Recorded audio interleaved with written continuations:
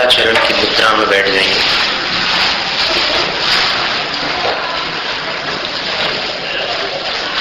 शरीर को स्थिर और मन को शांत करके रीढ़ सीधी रखते हुए आंखें बंद कर लीजिए। दोनों हाथों को जोड़ लीजिए। ओम नमः सिद्धेभ्यः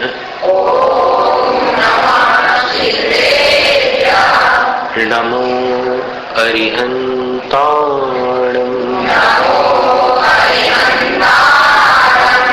नमो सिद्धाणं नमो आयर्याणं नमो वज्झायाणं नमो लोके सव्वसाहूणं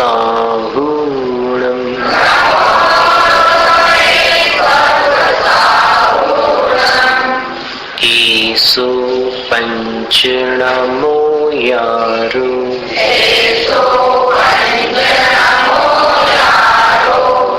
ईसो पंचनमो यारो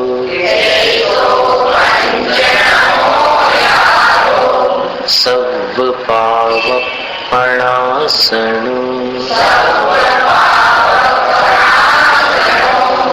मंगलाणं च सव्वेसिं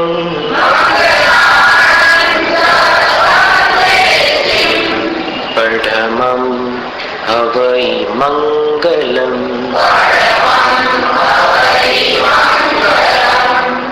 चत्तारि मंगलम्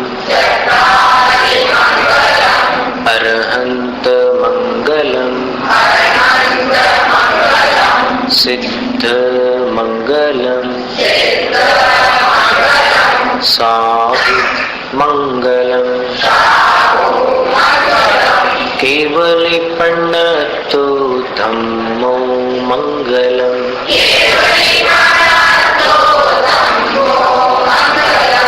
चत्तारि लुगुत्तमा अरहन्त लुगुत्तमा सिद्ध लोगुत्तमा साहु लोगुत्तमा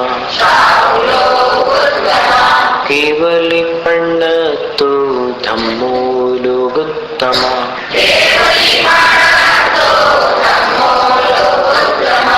चत्तारि शरणं पवज्जामि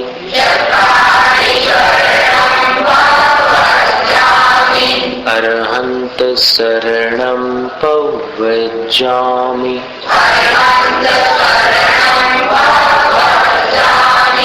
सिद्ध शरणं पवज्जामि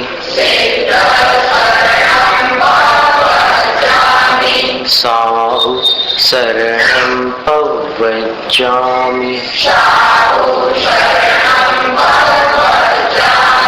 केवली पण्णतो धम्मो शरणं पवज्जामि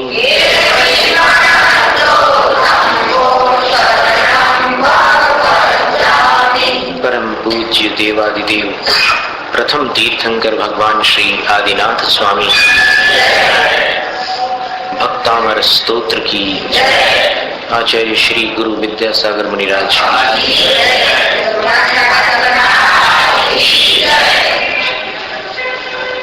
भक्तामर प्रणत मौलि मणि प्रभाण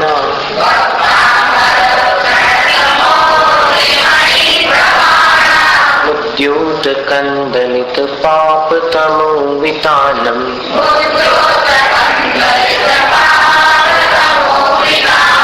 सम्यक प्रणम्य जिन पाद युगं युगागा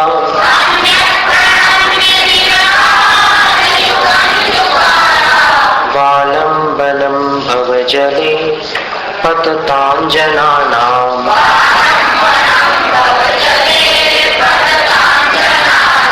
यह संस्तुतः सकलवाङ्मय तत्त्वबोधा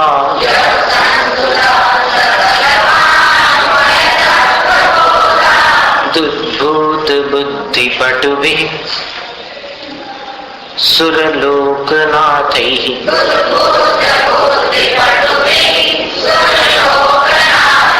स्तोत्रैर्जगत् त्रितयचित्तहरैरुदारैः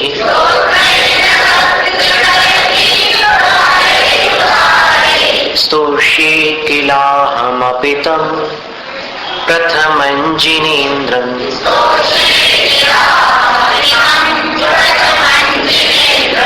बुद्ध्या विनापि विबुधार्चितपादपीठ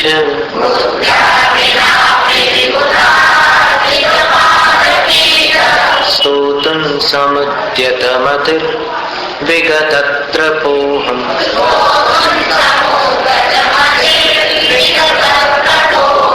बालं विहाय जलसंस्थितमिन्दुबिम्ब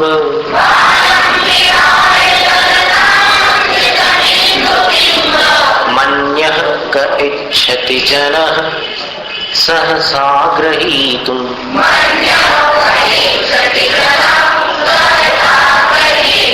वक्तुं गुणान् गुणसमुद्रशशाङ्ककान्तान्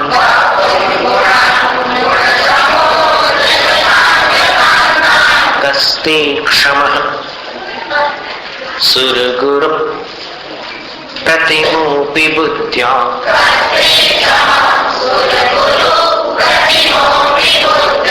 कल्पान्तकालपवनोद्धत न कृशम्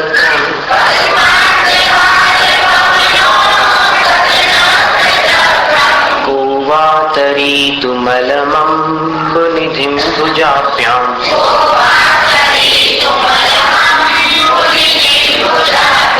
सोऽहं तथापि तव भक्तिवशान्मुनीश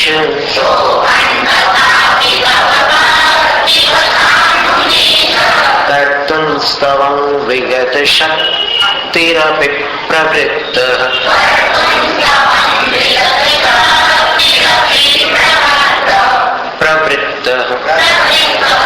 कर्तुं स्तवं विगतशक्तिरपि प्रवृत्तः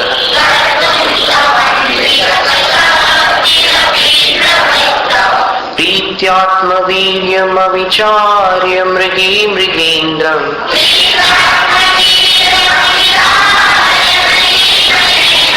नाभ्येति किन्निज शिशोः परिपालनार्थम्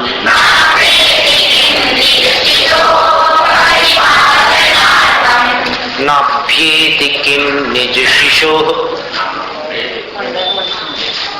परिपालनार्थम्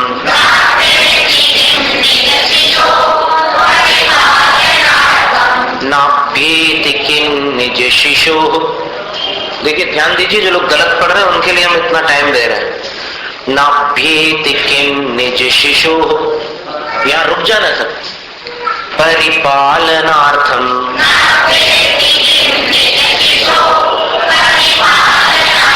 अब इतना आसान था लेकिन ध्यान कहीं और था इसलिए चल रहा था।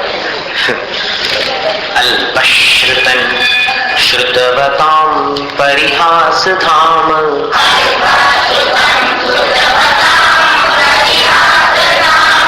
त्वद्भक्तिरेव मुखरी कुरुते बलान् माम्।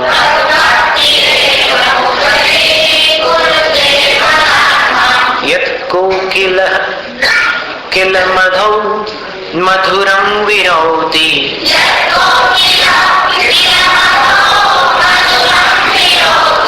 तच्चाम्रचारुकलिका निकरैक हेतु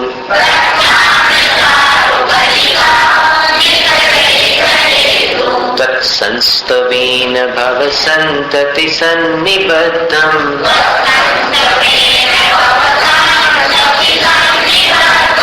पापं क्षणात् क्षयमुपैति शरीर भाजाम्।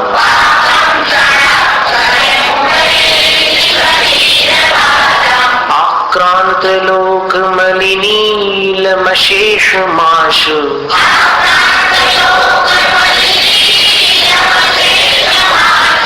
सूर्यांशु भिन्नमिव शार्वरमन्धकारम्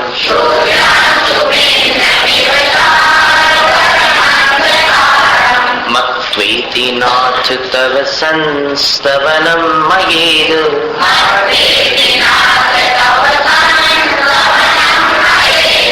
मारभ्यते तनुधियापि तव प्रभावात्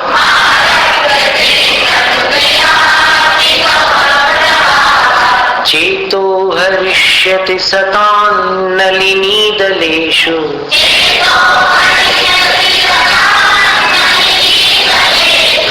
मुक्ता फलद्युतिमुपैति ननूदबिन्दुः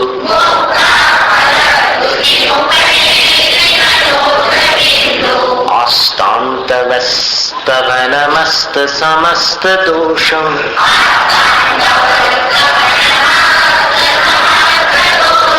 तत्सङ्कथापि जगतां दुरितानि हन्ति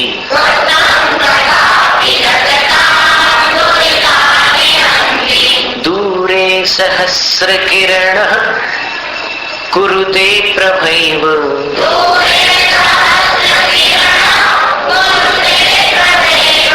पद्माकरेषु जलजानि विकासभाञ्जी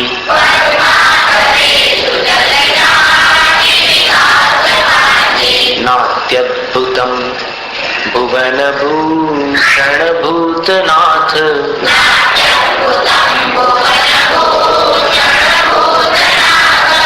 भूतैर्गुणैर्भुवि भवन्तमभिष्टुवन्तः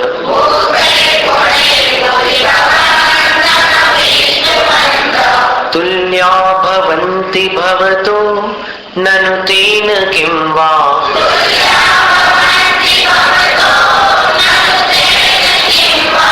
भूत्याश्रितं य इह नात्मसमं करोति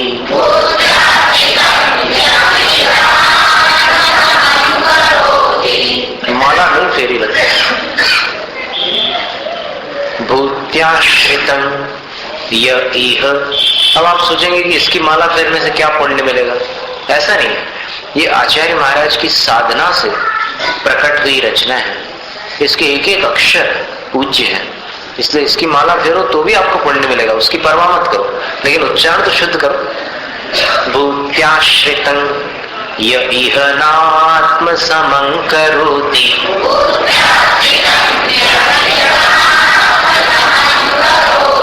दृष्ट्वा भवन्तमनिमेष विलोकनीयम्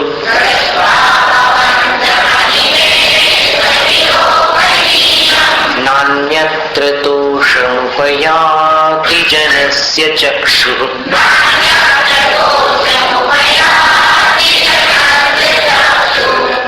चाक्षु अभी तो सही बोलेंगे आप, जब टोकेंगे तो आप सही बोल जाते हैं, लेकिन इस पर ध्यान दीजिए। नान्यत्र तोषमुपयाति जनस्य चक्षुः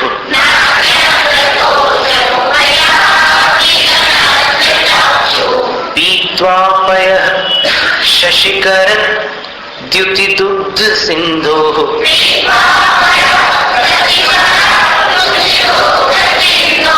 क्षारञ्जलं जलनिधे रसितुं क इच्छेत्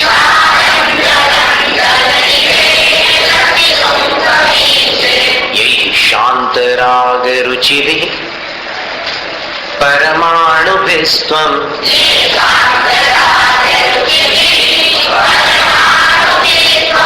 रुचिभिः पर रुकना था। यही शांत राग रुचिभिः। अब आप गलती करेंगे तो हम नमो अरियंताणम बोलेंगे, ठीक है। यही शांत राग रुचिभिः परमाणुभिस्त्वं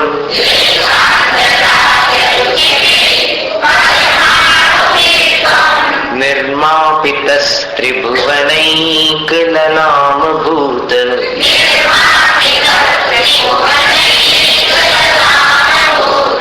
तावत् भवन्त एव खलु ते प्रणवः पृथिव्याम्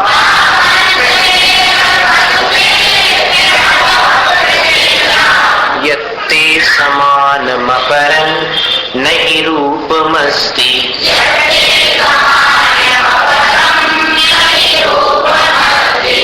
वक्त्रं क्वते सुरनरो रगनेत्रहारी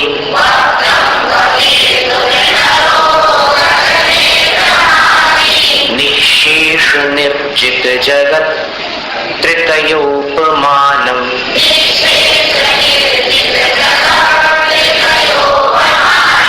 बिम्बं कलङ्कमलिनं क्व निशाकरस्य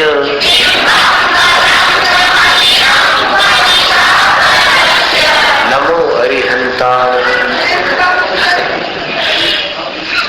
जानते हो आप क्या हुआ? बार बार होठ नहीं लगाना, एक होठ को दूसरे होठ के साथ सिर्फ 3 बार लगाना है यहाँ इस पूरी पंक्ति में। बिम बं कलंक मलिनं क्व निशाकरस्य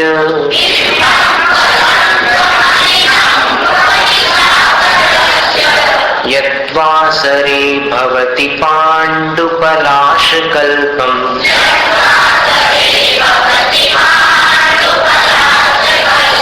संपूर्ण मंडल शशांक कलाकलाप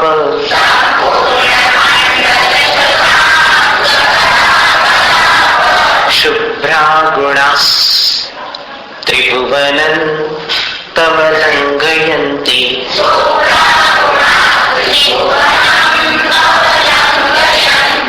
ये संश्रितास् त्रिजगदीश्वरनाथमेकम्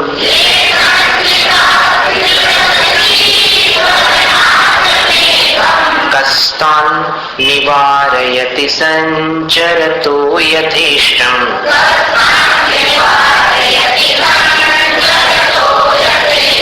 चित्रं किमत्र यदि ते त्रिदशाङ्गनाभिर्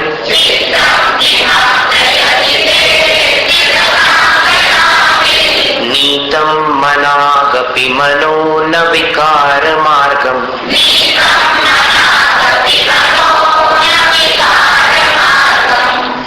8 अक्षरों पर अपन यति देकर के इसका पाठ करें। चित्रं किमत्र यदि ते, ये 8 अक्षर हो गए। फिर इसके बाद त्रिदशांग नाभिर,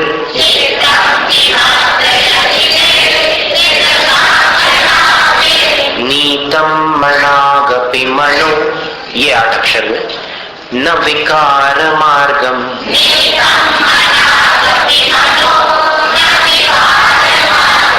कल्पांत काल मरुता, ये 8 हुए। चलिता चलेन,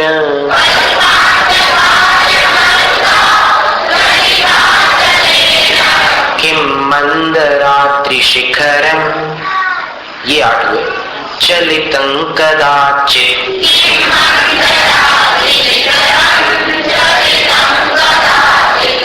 चित, यहाँ याददाश्त थोड़ी सी मार खा जाती है।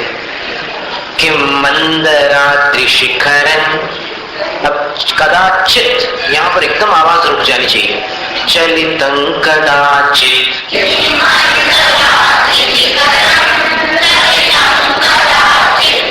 ऐसा। निर्धूम वर्तिरपवर जित तैल पूरः,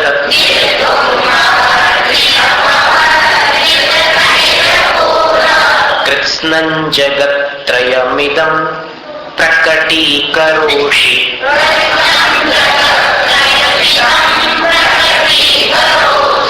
गम्यो न जातु मरुतां चलिता चलानां,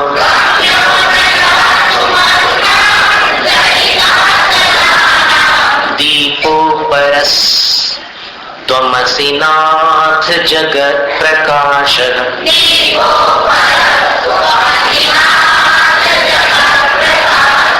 नास्तं कदाचिदुपयासि न राहुगम्यः,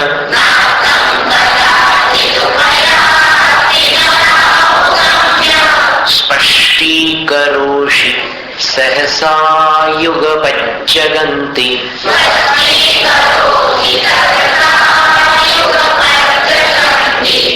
ये वाली पंक्ति एमपी में बहुत कठिन पड़ती है, यहाँ अच्छा सीख रहे हैं आप लोग। स्पष्टीकरोषि का उच्चारण काफी अच्छा कर लिया आप लोगों ने। स्पष्टीकरोषि सहसा युगपज्जगन्ति।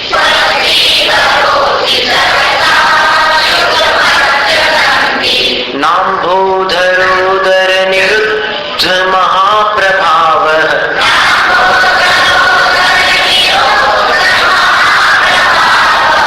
सूर्यातिशायी महिमासि मुनीन्द्रलोके।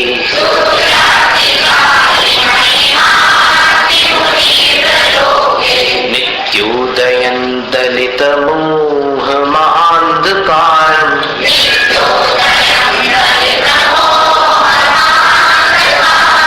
गम्यन्न राहुवदनस्य न वारिदानाम्।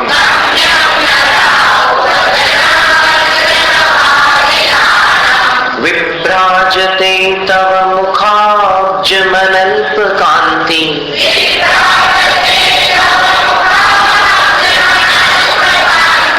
विद्योतयज्जगदपूर्वशशाङ्कबिम्बम्।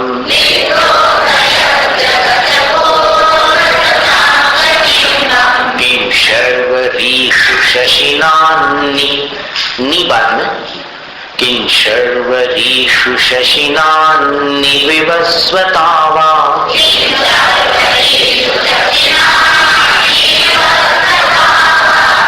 किं शर्वरीषु शशिनान्नि विवस्वता वा।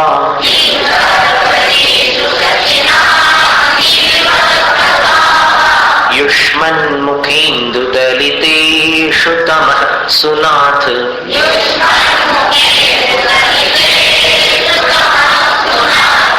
निष्पन्नशालिवनशालिनि जीवलोके।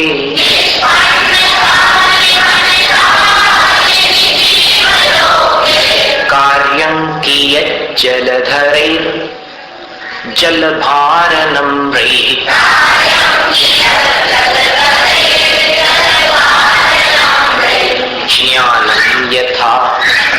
ज्ञानं यथा त्वयि विभाति कृतावकाशम्।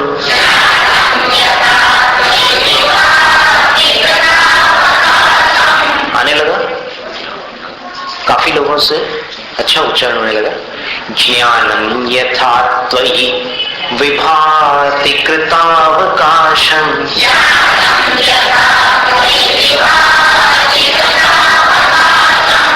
नैवं तथा हरिहरादिषु नायकेषु।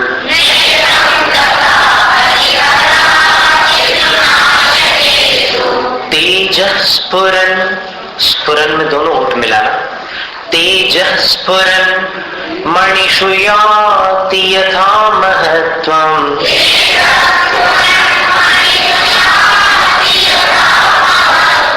नैवं तु काच शकले, सकले नहीं बोलना, शकले। नैवं तु काच शकले किरणाकुलेपि।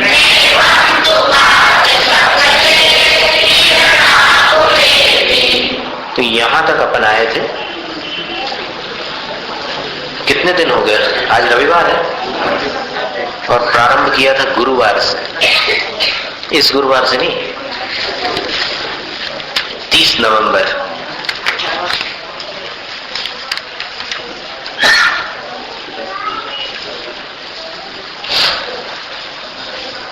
तो अभी 20वें काव्य में भगवान के अलौकिक कृतावकाश ज्ञान के बारे में आचार्य मानतुंग स्वामी ने स्तुति की है और इसका वर्णन और आगे अपन बढ़ाए हैं। उसके पहले आप लोग जहां बैठे हैं वहां से थोड़ा आगे बढ़ जाइए।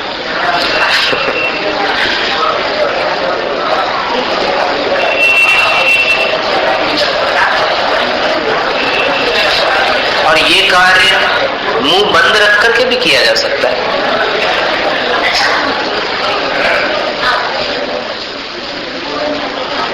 आप छोड़ते नहीं है, बोलने का मौका है ना।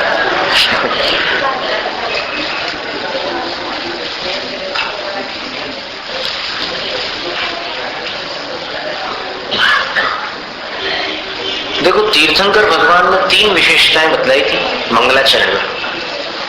आपकी स्मृति में हो अथवा आपकी जानकारी में हो, तो तीर्थंकर भगवान की 3 विशेषताएं कौन सी है?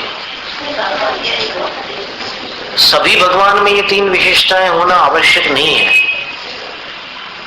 कई ऐसे भी भगवान हैं जिन्होंने उपदेश ही नहीं दिया। कई ऐसे भगवान हैं कि जिन्होंने कभी उपदेश नहीं दिया। जैसे उदाहरण सुकौशल स्वामी, गजकुमार मुनि, इन्होंने सीधे केवल ज्ञान और मोक्ष प्राप्त कर लिया, उपदेश दिया ही नहीं। लेकिन थे भगवान, अरहंत बने पहले, फिर सिद्ध बने। जो सिद्ध होते हैं वो पहले नियम से अरहंत बनते हैं, और जो अरहंत बनते हैं वो नियम से बाद में सिद्ध बनते हैं। तो तीर्थंकरों में ये नियम है कि तीर्थंकर कम से कम 3 से 9 वर्षों तक अपनी दिव्य ध्वनि द्वारा उपदेश देंगे ही। 3 वर्ष से कम नहीं, कम से कम 3 से 9 वर्षों तक उनका उपदेश अनिवार्य रूप से होता है सभी तीर्थंकरों का, कम से कम। और अधिक से अधिक अपन देखें तो फिर बहुत लंबे समय तक, कई पूर्वों तक उपदेश हो सकता है, लाखों पूर्वों तक उपदेश हो सकता है तीर्थंकर भगवान का। विदेश क्षेत्र के जैसे सीमंदर स्वामी है, युगमंदर स्वामी है, बाहु, सुबाहु, संजातक, ये अगर कम उम्र में केवल ज्ञान प्राप्त कर लेते हैं तो बाकी बची हुई जितनी उम्र है उतने समय तक तो भव्य जीवों को उपदेश देंगे ही समवसरण में, और मोक्ष का समय निकट आने पर समवसरण छोड़ करके चले जाएंगे। तो तीर्थंकरों की 3 विशेषताएं हैं। एक तो वीतरागता है, दूसरी है सर्वज्ञता, और तीसरी विशेषता है हितोपदेशी होना। यानी भगवान तीर्थंकर हित का उपदेश नियम से देंगे, बाकी भगवान दे या न दे अलग बात है, दे भी सकते हैं न भी दे। जैसे भगवान राम ने उपदेश दिया था, केवल ज्ञान होने के बाद भगवान राम ने उपदेश दिया था, और फिर गजकुमार मुनि ने केवल ज्ञान होने के बाद उपदेश नहीं दिया था। तो उपदेश देना या न देना ये भगवान के लिए नियामक नहीं है, लेकिन तीर्थंकर के लिए उपदेश देना अनिवार्य है, वो उपदेश देते ही हैं। तो तीर्थंकर की 3 विशेषताओं में एक पहली विशेषता जो है वीतरागता। क्रम से अपन देखेंगे तो पहला विशेषण होगा वीतराग। तो भगवान सर्वप्रथम वीतराग होंगे। वीतराग किनको कहते हैं? जिनका राग बीत चुका है, वो वीतराग है। और वीतरागता क्रम से प्राप्त नहीं होती। जितना राग नष्ट हो जाए उतनी वीतरागता आ जाए, ये व्याख्या सिद्धांत में नहीं आती। ये व्याख्या लोग करते हैं अपने व्याख्यानों में, लोग बोलते हैं कि जितना राग चला गया उतनी वीतरागता आ गई, लेकिन ऐसा कोई जैन सिद्धांत नहीं है। जैन सिद्धांत तो कहता है कि जब तक राग पूरा न बीत जाए, जब तक राग पूर्णतः समाप्त न हो जाए, तब तक वीतराग होने का प्रश्न ही नहीं है। आई बात समझ में? तो वीतराग कौन होते हैं? जिनका राग अंश मात्र भी उदय में नहीं रहता, वो वीतराग कहलाते हैं। तो इस दृष्टि से अपन देखें तो 10वें गुण स्थान में जब मुनि महाराज सूक्ष्म मोहनीय कर्म का एक सूक्ष्म भेद है, सूक्ष्म लोक, उसके उदय का भी जब तक वो औदैक भाव प्राप्त करते रहते हैं तब तक वो वीतराग नहीं कहलाते। बोलचाल में अपन बोलते हैं कि मुनि महाराज वीतराग हैं, लेकिन वास्तव में वीतराग वे हैं जो 10वें गुणस्थान को भी पार कर चुके हैं, वो वीतराग कहलाते हैं। इसलिए सिद्धांत की दृष्टि से वीतराग राग कम होने का नाम नहीं है। राग थोड़ा कम हो गया तो उसको विराग बोल सकते हैं, लेकिन वीतराग का अर्थ होता है राग का पूरी तरह से बीत जाना। वी, इत और राग, इन तीन से मिलकर के वीतराग शब्द बना है।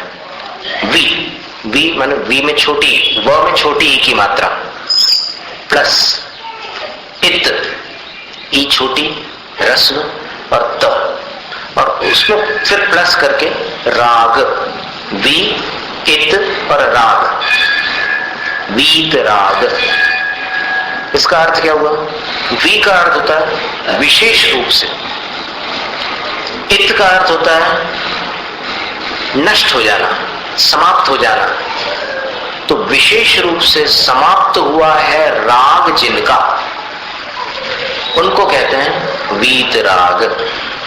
अब यहां पर राग शब्द से सिर्फ राग मत लेना, राग के जो और रिश्तेदार हैं, राग के जो और संबंधी हैं, वे सारे विकार, राग, द्वेष, मोह, ये सारे के सारे जिनके नष्ट हो चुके हैं वो कहलाते हैं वीतराग। अब ऐसे वीतराग मुनियों में कुछ ऐसे भी मुनि होते हैं जिनका राग थोड़े समय के लिए नष्ट होता है, अंतर मुहूर्त के लिए। उपशांत कषाय मुनि जो होते हैं उनका राग कुछ समय के लिए नष्ट होता है, लेकिन फिर वापस उदय में आ जाता है। जैसे उदाहरण के लिए पानी में धूल थी, बैठ गई, फिर पानी हिल गया तो फिर धूल फैल गई। इसी प्रकार कुछ ऐसे मुनि होते हैं जिनका राग शांत तो हो जाता है, यानी वो वीतराग तो हो जाते हैं, लेकिन कुछ समय के लिए वीतराग होता है, फिर वापस राग उदय में आ जाए तो पुनः सराग हो जाते हैं। लेकिन कुछ ऐसे मुनि होते हैं जो थोड़े ही समय बाद केवल ज्ञान प्राप्त करने वाले हैं, उनका राग पूरी तरह नष्ट हो जाता है, वो सदा के लिए वीतराग हो जाते हैं। और वीतराग पहले होते हैं, उसके बाद फिर थोड़े क्षणों के पश्चात जब बचे हुए अन्य घातिया कर्म नष्ट होते हैं, ज्ञानावरण, दर्शनावरण और अंतराय, अब इन सब घातिया कर्मों का जब नाश हो जाते हैं तब वो सर्वज्ञ होते हैं, तब वो केवली भगवान कहलाते हैं। तो केवली भगवान पहले वीतराग हुए और उसके बाद सर्वज्ञ बने हैं। अब सर्वज्ञ बनने का क्या अर्थ हुआ? सर्वज्ञ बनने का अर्थ है कि उनके ज्ञान पर जो भी आवरण था वो पूर्णतः नष्ट हो गया, यानी अब उनका ज्ञान गुण पूरी तरह निखर गया। अब उनके अंदर जो ज्ञान प्रकट हुआ वो ज्ञान बादलों में से निकले हुए सूर्य के समान प्रकाशमान है, और सूर्य की आभा तो उस ज्ञान के सामने फीकी पड़ जाए। ऐसा अपरिमित, अंतिम, उत्कृष्ट और सबसे विशाल ज्ञान केवल ज्ञान कहलाता है, और केवल ज्ञान जिनको प्राप्त होता है वो कहलाते हैं सर्वज्ञ। सबको जान लेते हैं। और कैसे जानते हैं? तो इसका उल्लेख प्रवचन सार ग्रंथ की 37वीं गाथा में आचार्य कुंदकुंद स्वामी करते हैं। तत्कालिगेव सव्वे सदसद्भूता हि पज्जया तासिम वट्टन्ते तेणानि विशेषदो दव्वजादीनम।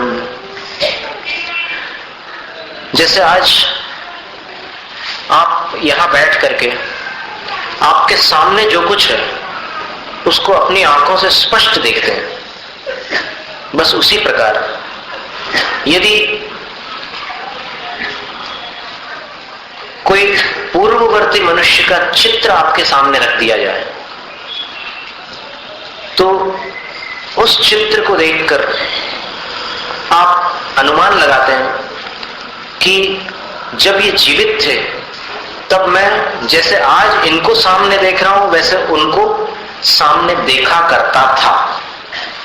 चित्र देख करके अपनी स्मृति में वो चीज आ जाती है कि हाँ, ये वही है जिनको मैंने अपनी आंखों से प्रत्यक्ष देखा है। और फिर कभी कभी सपनों में अपने को भविष्य की कोई घटना दिख जाती है,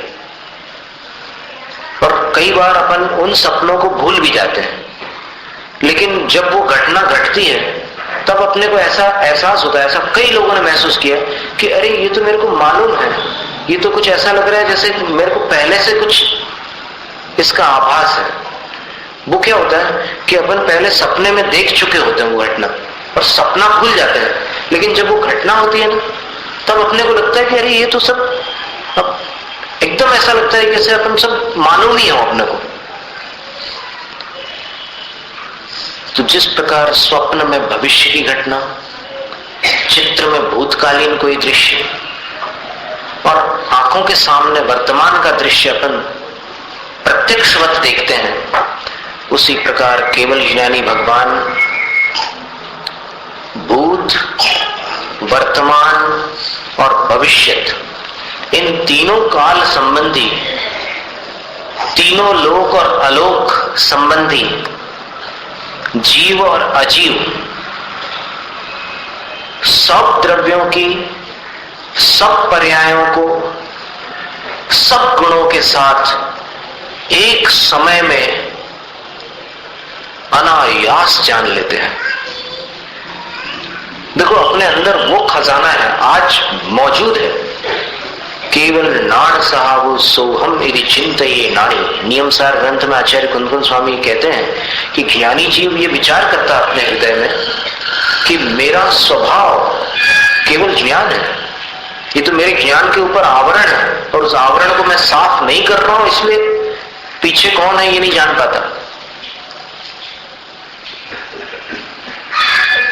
और मेरे शरीर में देखो, भोजन कर लेने के बाद वो भोजन कहां कहां तक पहुंच चुका है ये मैं नहीं जान सकता, क्योंकि मेरे पास वैसा ज्ञान नहीं है।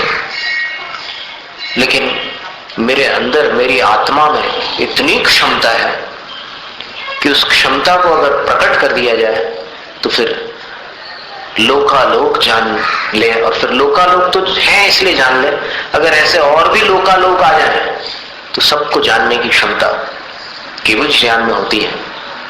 अब उस केवल ज्ञान के बारे में आप कल्पना कीजिए, अब कोई अवधि ज्ञानी मुनि अथवा कोई निमित्त ज्ञानी आपको ये बतला दे, श्रावकाचार संग्रह के चौथे भाग में ये बतलाया है कि कौन जीव मनुष्य गति से आया है और मनुष्य गति में जाने वाला है, उसको आप कैसे पहचान सकते हैं बाहर से देखकर। तो श्रावकाचार संग्रह के चौथे भाग में एक कुंदकुंद श्रावकाचार है, उसमें थोड़ा सा ज्योतिष का वर्णन है, तो उसमें इस बात का उल्लेख है कि सिर्फ उसको देख करके आप पहचान सकते हैं कि ये मनुष्य पर्याय से आकर के मनुष्य बना है और फिर आगे भी मनुष्य पर्याय में पैदा होगा। फिर जानवरों से आकर के जो मनुष्य बना है फिर से जानवरों में पैदा होने वाला है, उसकी पहचान भी उस ग्रंथ में दी है। देवों से आकर जो मनुष्य बना पुनः देव बनने वाला है, उसकी भी पहचान उस ग्रंथ में दी हुई है। और नरकों से आकर के जो मनुष्य बना है पुनः नरकगामी है, उसकी भी उसमें पहचान दी है। लेकिन इतना ही गमनागमन नहीं है अपना, कोई मनुष्य से आकर देव भी बन सकता है, मनुष्य से मनुष्य बना और फिर देव भी बन सकता है। जानवरों से आकर मनुष्य बना और मर करके फिर किसी और गति में जा सकता है। लेकिन उसमें सिर्फ 4 पहचाने दी हैं। इनको सुनकर अपन आश्चर्यचकित हो जाते हैं। और जब कोई ज्योतिष अपने भूतकाल की कोई घटना सुनाता है तो फिर आपको विश्वास होने लगता है कि नहीं, ये तो इसका ज्ञान सही है। और फिर कुछ उसकी भविष्य की बातों पर भी आपको लगता है कि नहीं, ये बातें सही होंगी अनुमान से, क्योंकि इसने पुरानी बातें सच बतला दी है तो आगे की भी बात इसकी सच निकलेंगी, ऐसा अपने को विश्वास होने लगता है। और अगर कोई अवधि ज्ञानी मुनि ये बता दे कि तुम पिछले 5 भवों से कहां कहां क्या क्या कर रहे थे, तो फिर आपको एकदम मुनि धर्म पर और देवशास्त्र गुरु पर दृढ़ श्रद्धा हो जाती है और वो कुछ और भी चिन्ह दे दे कि देखो मैं जो कह रहा हूं वो यथार्थ है या नहीं, इसको पहचानने के लिए तुम ऐसी ऐसी परीक्षा कर लेना, तो परीक्षा करने के बाद तो विश्वास और दृढ़ हो जाता है। तो फिर आप कल्पना कीजिए कि जिनका ज्ञान सब कुछ जानता हो, उनके ज्ञान की महिमा का क्या कहना। कौन कब क्या था, उसने क्या विचार किया, क्या बनेगा, कब उसको मुक्ति की प्राप्ति होगी, कैसा पुरुषार्थ उसके लिए आवश्यक होगा, सब कुछ जानते हैं केवली भगवान। और सिर्फ भूत को नहीं जानते, जो घटित हो चुका है उतने मात्र को नहीं जानते, किंतु वर्तमान में देखिए द्रव्य कितने हैं। आकाश द्रव्य एक है, फिर एक धर्म नाम का एक द्रव्य होता है। ये जो धर्माचरण है ये अलग वस्तु है, लेकिन द्रव्यों के अंतर्गत एक धर्म द्रव्य होता है। उस द्रव्य का आलंबन लेकर जीव और पुद्गल द्रव्य क्रियावान होते हैं, स्थान से स्थानांतरित होते हैं, गतिशील होते हैं। जैसे पानी का आलंबन लेकर मछली एक स्थान से दूसरे स्थान पर तैर कर चली जाती है, उसी प्रकार इस लोक में धर्म द्रव्य भी व्याप्त है। तो उसके आलंबन से अपन भी, अपनी शक्ति है गमन करने की, लेकिन उसका सहारा चाहिए। मछली में तैरने की ताकत है, लेकिन उसको पानी चाहिए तैरने के लिए, तो वो धर्म द्रव्य है, वो भी एक है। इसी तरह एक अधर्म द्रव्य है। अधर्म द्रव्य का अर्थ ये जो लोग अनीति, अनाचार और अधर्म में प्रवृत्त होते हैं, उस प्रवृत्ति की बात नहीं है यहाँ पर। एक द्रव्य का नाम अधर्म द्रव्य है, वो भी एक है। फिर काल द्रव्य होता है। काल द्रव्य सारे लोक के एक एक क्षेत्र पर, एक एक अणु के बराबर अवस्थित है, और लोक चूंकि असंख्यात अणुओं के बराबर है, इसलिए वो कालाणु, काल द्रव्य असंख्यात है। अब इसके बाद बारी आती है जीवों की। जीव कितने हैं? जे त्रिभुवन में जीव अनंत। आगे की लाइन तो आप लोग विचार कर लीजिएगा, सुख चाहे दुख ते भयवंत। तो जीव अनंत है। अब उन जीवों में आप विचार करें तो अनंत कौन से जीव हैं? तो केवल एकेंद्रीय जीव अनंत होते हैं, बाकी सारे जीव असंख्यात अथवा संख्यात होते हैं। एकेंद्रीय जीव, एक इंद्रिय वाले जो जीव होते हैं वो अनंत होते हैं, और बाकी असंख्यात संख्यात होते हैं। तो सब मिलाकर के जीव अनंत हो गया। और एक एक जीव के साथ जो शरीर है, एक तो ये स्थूल शरीर है जो इंद्रिय गोचर है, और दूसरा सूक्ष्म शरीर है जो अपने भीतर मृत्यु के बाद जब अपन एक स्थान से दूसरे स्थान पर जन्म लेने जाते हैं तब वो शरीर अपने साथ जाता है, वो सूक्ष्म शरीर होता है। तो इन शरीरों में कितने परमाणु होते हैं पता है?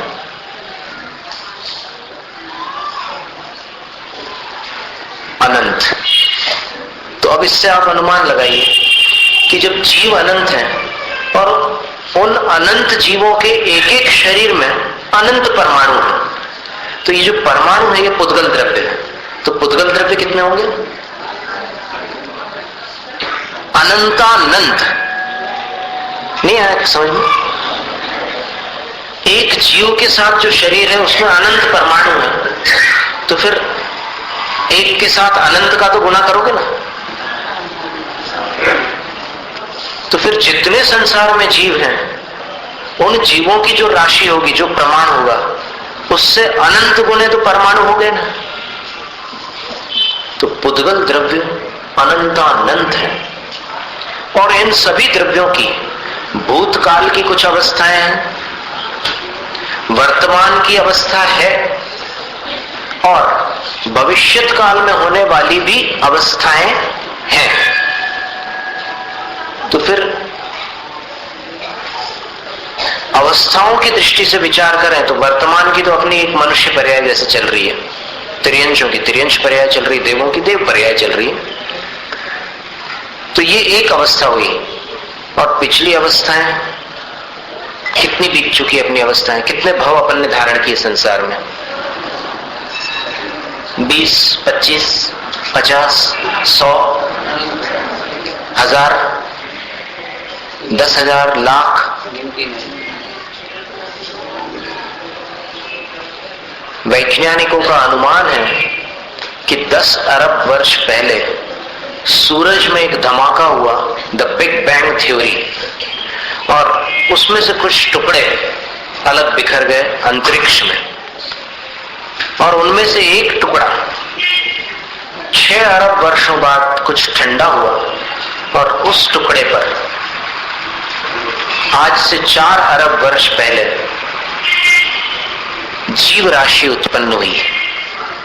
और उन जीव राशियों की उत्पत्ति में जो विकास का क्रम चला, डार्विन्स थ्योरी के अनुसार, वैज्ञानिक डार्विन ने बताया कि क्रमशः विकास करते हुए आज ये मनुष्य का रूप बना है।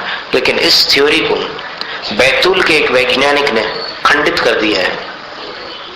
भले स्कूल की कॉलेजों की किताब में वो पुराने घिसी पिटी बातें चल रही हो, जैसे एक पाठ पढ़ाया जाता है इतिहास की पुस्तकों में कि अमेरिका की खोज क्रिस्टोफर कोलंबस ने की थी। तो अमेरिका की खोज क्रिस्टोफर कोलंबस ने की थी क्या? इसमें कितनी सच्चाई है, इस पर और विचार कर लेना। यानी अमेरिका के बारे में पहले किसी को पता नहीं था, वहां रहने वालों को भी नहीं पता था क्या? रेड इंडियंस रहते थे कि नहीं अमेरिका में? तो ऐसी बहुत सारी जानकारियां हैं जो प्रामाणिक नहीं है, फिर भी बच्चों को पढ़ाई जाती है। जैन धर्म के संस्थापक महावीर स्वामी थे, ये बात भी पढ़ाई जाती है। तो संस्थापक महावीर स्वामी थे क्या? उनके पहले जैन धर्म था ही नहीं क्या? अभी एक रिसर्च सीरीज से बनारस से एक पुस्तक निकली है डॉक्टर ज्योति प्रसाद जैन की, Jainism the oldest living religion नाम की एक पुस्तक है। उसमें ऐसे ऐसे प्रमाण दिए उन्होंने कि जैन धर्म पुरा वैदिक धर्म है, यानी वेदों से भी पुराना है। ये उन्होंने प्रमाणित किया है और बड़े बड़े विद्वानों को स्वीकार करना पड़ा कि जैन धर्म बहुत प्राचीन है। ईसा पूर्व 2700 वर्ष, यानी ईसा मसीह से आज ईसा मसीह को कितने वर्ष हो गए? 2006। ये ईस्वी सन तो चल रहा है ना, तो 2006 चल रहा है, इसका मतलब ईसा मसीह को 2000 वर्ष हुए। और उससे 2700 साल पुरानी आदिनाथ भगवान की प्रतिमा निकली है मोहनजोदड़ो और हड़प्पा की खुदाई में। तो फिर इससे क्या पता चलता है कि आदिनाथ भगवान की प्राचीन प्रतिमा जो मिली है, और कई ऐसी प्रतिमाएं जो अभी तक मिली ही नहीं है। और एक प्रोमिनेंट आर्कियोलॉजिस्ट ने कहा है कि जैन दर्शन इतना प्राचीन, जैन धर्म इतना प्राचीन है कि आज हिंदुस्तान के किसी भी कोने में आप एक केंद्र बिंदु बनाकर 10 मील तक खुदाई करो तो अंदर से जैन प्रतिमा निकलेगी, उसका दावा है। 10 मील की कहीं भी खुदाई करोगे तो एक आध जैन प्रतिमा निकलेगी पुरानी। तो आप कल्पना कीजिए, आज देखिए 2006 वर्ष और उसमें 2700 वर्ष और जोड़ लो, कितने वर्ष में? 4706 वर्ष। इतनी पुरानी आदिनाथ भगवान की प्रतिमा निकल रही है, तो इससे अनुमान लगा लीजिए कि कितना प्राचीन है फिर। और जैनों की जो जनगणना है उसके भी रिकॉर्ड से भी 11वीं शताब्दी में 16 करोड़ जैन थे, और महावीर स्वामी के पूर्व 40 करोड़ जैन थे। अब अवसर्पिणी काल है, घटते घटते घटते घटते संख्या बहुत कम हो गई, और आज तो अब कई लोग रूपांतरित हो गए, बदल गए। कुछ संकट के समय में कई लोगों ने अपना धर्म छोड़ दिया, और सोचा कि भाई ऐसे में तो मुश्किल है जैन धर्म का पालन करना, चलो अपन कन्वर्ट हो जाओ। कई लोग कन्वर्ट हो गए, लेकिन बहुत प्राचीन है जैन संस्कृति। तो काल की कोई सीमा नहीं है। ये तो इनके हाइपोथेसिस है वैज्ञानिकों के, कि वो मानते हैं कि 4 अरब वर्ष पहले यहां पर जीवों की उत्पत्ति हुई। वास्तव में शंका ये उत्पन्न होगी कि अजीव में से जीव कैसे उत्पन्न हो सकता है। देखो, आम के पेड़ से जो फल उगते हैं, उसकी गुठली से कभी आज तक किसी ने पपीता उगते हुए देखा? तो कोई भी स्पीशीज, कोई भी वस्तु अपनी जाति का अतिक्रमण नहीं करती। आप चावल के दाने और दाल और खिचड़ी बनाने की सारी सामग्री रख दीजिए विधिवत अग्नि के ऊपर, तो क्या उससे खीर बन सकती है? तो जिस प्रकार खिचड़ी की सामग्री से खीर नहीं बनती, उसी प्रकार अजीव से जीव का निर्माण नहीं होता, और जीव से अजीव की उत्पत्ति नहीं होती। तो 4 अरब वर्ष पहले जीव उत्पन्न हुए, ये मान्यता वैज्ञानिक नहीं है।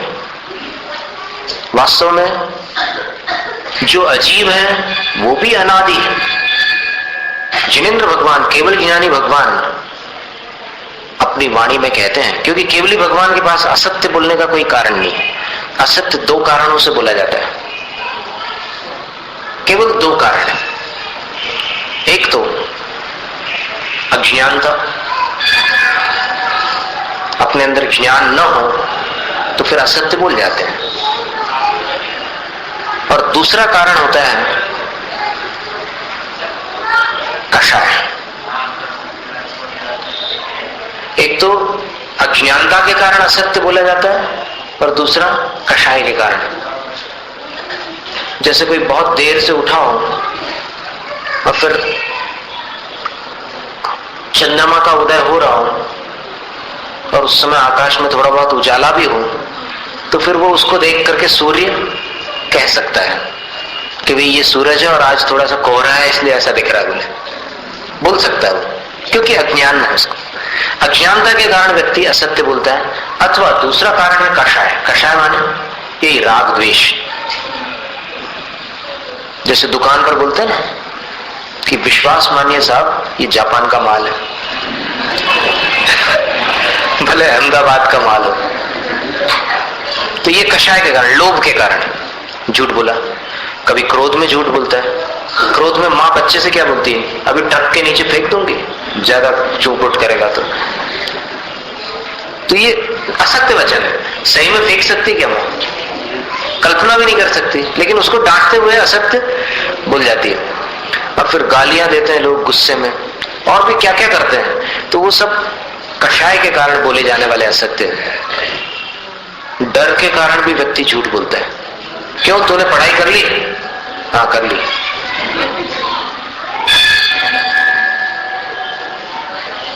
ठीक है।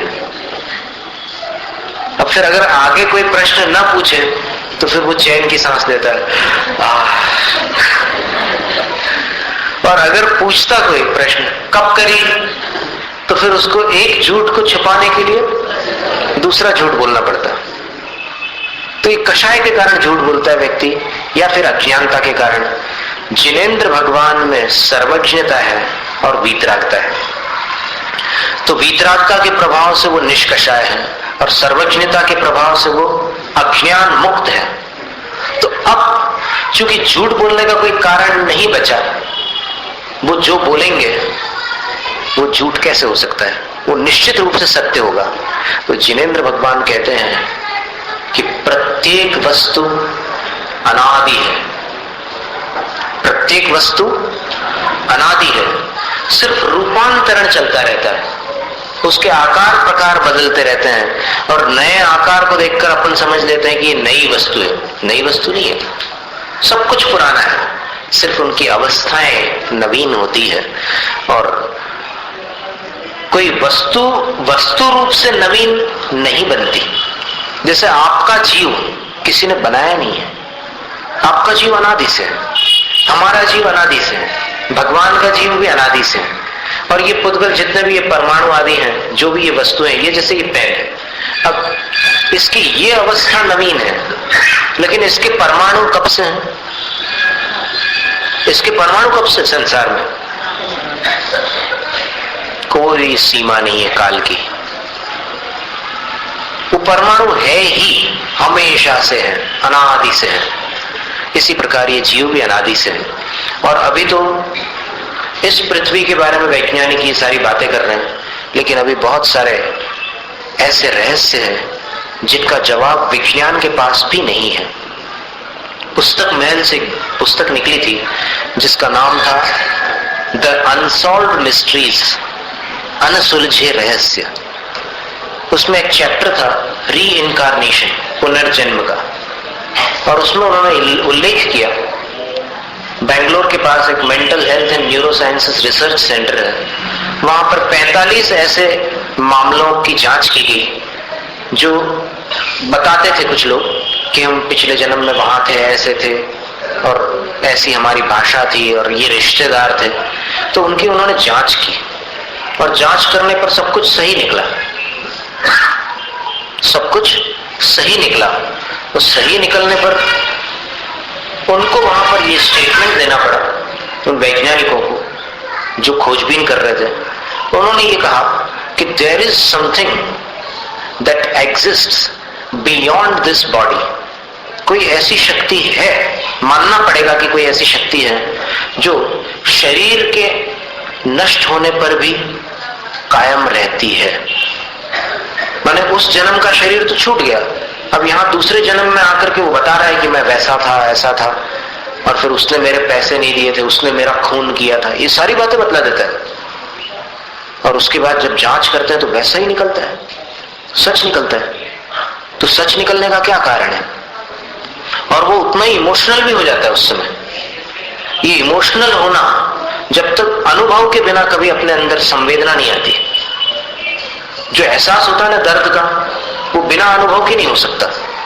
तो जिसको किसी घटना का स्मरण करते, देखो पड़ोसी के घर में कोई घटना होती है तो अपनी आंखों में आंसू नहीं आते, अपने साथ कुछ होता है तो फिर आंखों में आंसू आते हैं। तो ये जो फीलिंग आ रही है, जो अनुभव आ रहा है, जो एहसास हो रहा है वेदना का, इससे ये तय होता है। विलियम ली रैंड की हम एक व्याख्या सुन रहे थे, तो उसने उसमें उस लेक्चर में कहा था कि अगर आपको किसी बात का संवेदन हो रहा है, किसी पुरानी स्मृति को लेकर, तो फिर ये माना जा सकता है कि उसका संबंध आपके जीवन के साथ जुड़ा हुआ है, और इससे जाति स्मरण प्रमाणित होता है।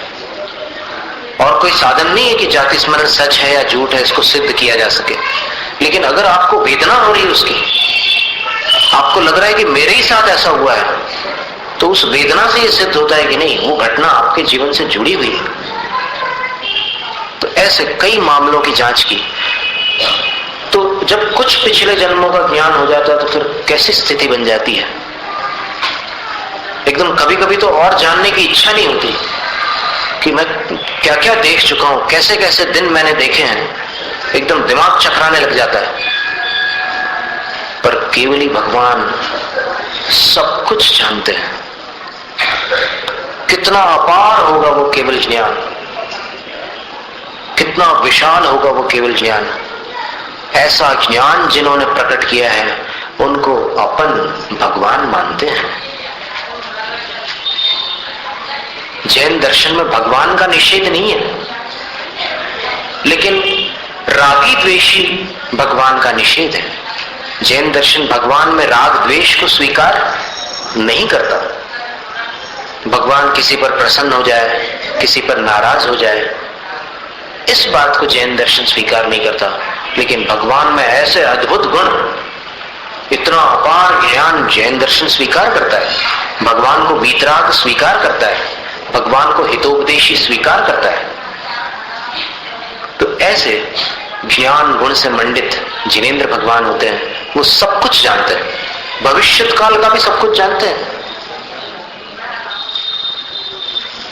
कितने समय पर आपके साथ कौन सी घटना होगी और कितने भाव आपको कहां कहां कौन सी गतियों में धारण करने बाकी हैं, इन सब बातों को केवली भगवान सब जानते हैं। इसलिए तीर्थ वंदना अवश्य कर लेना चाहिए जब तक अपने पास समय है।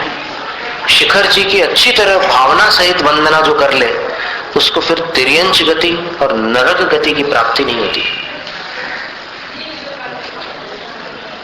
भाव सहित वंदे जो कोई, एक बार वंदे जो कोई, ताही नरक पशु गति नहीं हुई। आप में से कई लोग इतने सौभाग्यशाली हैं जो अब उन 2 गतियों से मुक्त हो गए। देखिए 4 गतियों में से 2 गतियों से मुक्ति वहीं मिल जाती है। शिखर जी में 2 गतियों से मुक्ति मिल जाती, परमानेंट। कभी भविष्य में वो गति नहीं मिलने वाली। कितनी बड़ी बात है, विचार करो। तो तीर्थ वंदना कभी चूकना नहीं। और तीर्थ वंदना जो है वो पिकनिक जैसी नहीं होनी चाहिए। सैर सपाटे की तीर्थ वंदना नहीं होती। तीर्थ वंदना में एक पवित्रता होती है। तीर्थ वंदना करना जैसे ही आप प्रारंभ करते हैं उसी समय आपको 2 नियम लेना है, 2 संकल्प। पहला नियम 5 पापों का त्याग और दूसरा नियम 7 व्यसनों का त्याग। तीर्थ वंदना में अगर आप 5 पाप और 7 व्यसनों को साथ लेकर चलेंगे तो बेकार है। 5 पाप और 7 व्यसनों का त्याग होना चाहिए तीर्थ वंदना में। यानी पूरी वंदना ब्रह्मचर्य पूर्वक करना है आपको। क्योंकि तत्वावृत्ति में शुद्ध सागर सूरी जी ने लिखा है कि घर में जो पाप करते हैं वही पाप अगर आप धर्म स्थान पर करोगे तो धर्म स्थान पर जो आपको दोष लगेगा, धर्म स्थान की तरफ जाते समय अगर रास्ते में करोगे तो भी भयंकर दोष लगेगा।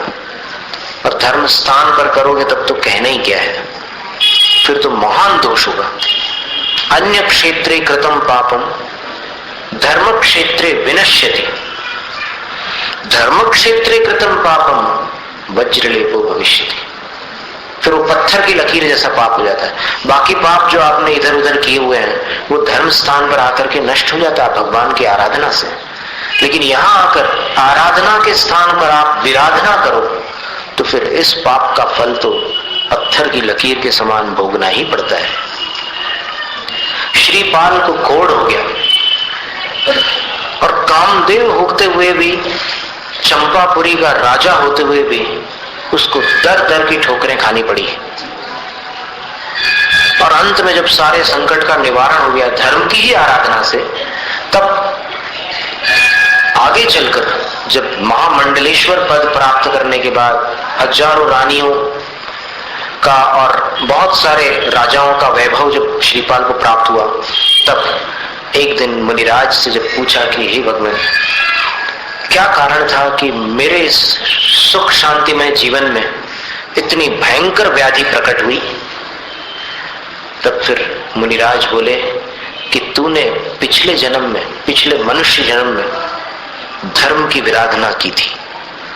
तूने मुनिराज से अपनी पत्नी के कहने पर अणुव्रत धारण कर लिए। मुनिराज तेरे घर आहार के लिए आए, तू विद्याधरों का राजा था और उस समय जो तेरी रानी थी श्रीमती, उसने मुनिराज से कहा कि हे मुनिवर, मेरे स्वामी को भी आप कुछ नियम दीजिए।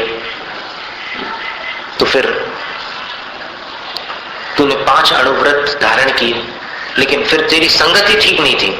तू जिनके साथ बैठक लगाता था, तू जिनके साथ बैठता था, उनके निमित्त से तुझे इन व्रतों के प्रति आस्था नहीं रही और तूने इन व्रतों को त्याग दिया। और व्रतों को त्याग करके तेरे भाव इतने खराब हो गए कि तूने मुनि निंदा भी प्रारंभ कर दी।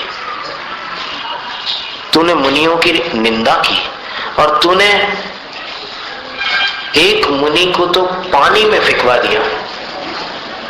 और एक मुनि जो 1 वर्ष का उपवास करके आहारचर्या को आ रहे थे, उनके शरीर पर काफी धूल जमी हुई थी। गुफा में बैठे बैठे बहुत समय बीत गया था और बहुत गौर वर्ण के थे, गोरा गोरा शरीर और उसके ऊपर धूल, उसको देखकर दूर से कुछ अजीब सा उनका रूप दिख रहा था। तूने उनको कोड़ी कहा, और उनको कोड़ी जब तूने कहा तो तेरे 700 साथी मुस्कुराए और हंसने लगे। तो तुझे तो कोड़ हुआ ही कोड़ी कहने के कारण, और जितने लोग मुस्कुराए मात्र थे वे भी उस भयंकर कुष्ठ व्याधि से वर्षों तक पीड़ित रहे। तो धर्म की विराधना से जो पाप होता है वो सामान्य पाप से भी प्रचंड हो जाता है, तीव्र हो जाता है। तो इस तरह बहुत सारी बातें, केवली भगवान तो सब कुछ जानते हैं, तो उनके ज्ञान का क्या वर्णन करें, दिव्य है, अलौकिक है। अब इसके आगे 21वां काव्य, कोई प्रश्न है किसी का? मन्ये वरं हरिहरादय एव दृष्टा दृष्टेषु येषु हृदयं त्वयि तोषमेति हृदयं त्वयि। अंत जैसा उच्चारण। किम वीक्षितेन भवता भुवि येन नान्यः कश्चिन् मनोहरति नाथ भवान्तरेऽपि। मन्ये वरं हरिहरादय एव दृष्टा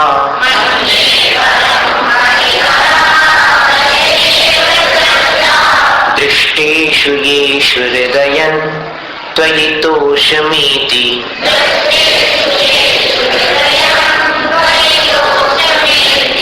किं वीक्षितेन भवता भुवि येन नान्यः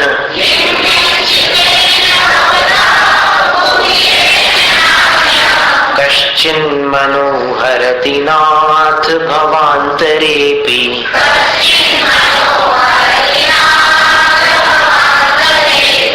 मन्ये वरं हरिहरादय एव दृष्टा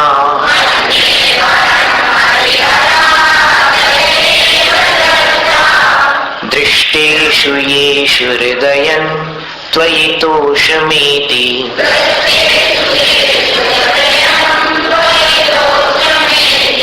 किं वीक्षितेन भवता भुवि येन नान्यः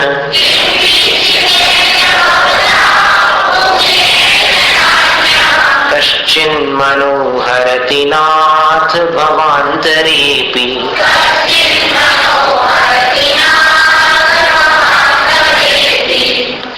आप लोग कभी बस में बैठे और कभी बहुत ज्यादा गर्दी हो उस समय बैठे,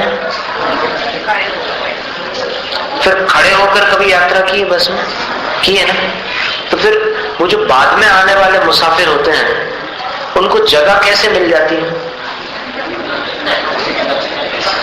पहले वालों को थोड़ा थोड़ा खिसकना पड़ता है, थोड़ा और आगे खिसक जाइए।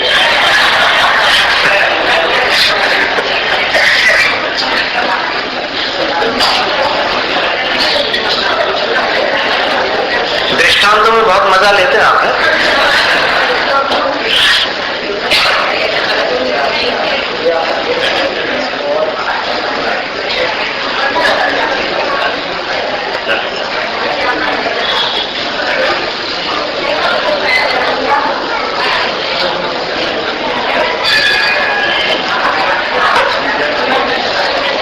इसमें काव्य का भी अनुवाद अपन उच्चारण देख लेते पहले, फिर बाद में अपन अनुवाद देख ले।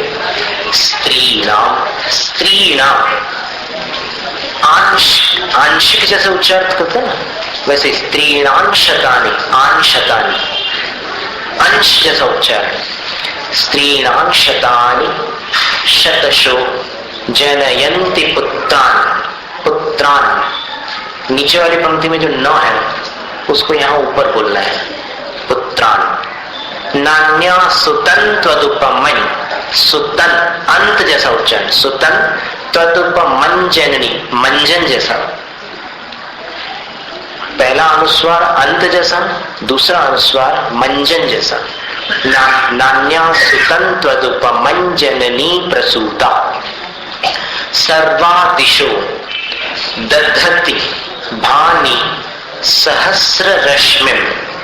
सहस्र ये दूसरी बार आया, पहली बार 9वें काव्य में था दूरे सहस्र किरण, यहां फिर से आया सहस्र रश्मिम। सहस्त्र ऐसा उच्चारण नहीं करना, वो अशुद्ध है। शुद्ध उच्चारण क्या है? सहस्र, स में र, सहस्र रश्मि प्राचीव दिक् जनयतिस, तिस यहां स्वराघात, और स्फुरदंशुजालम दोनों ओठ मिलाकर स्फुरदंशुजालम स्त्रीणां शतानि शतशो जनयन्ति पुत्रान्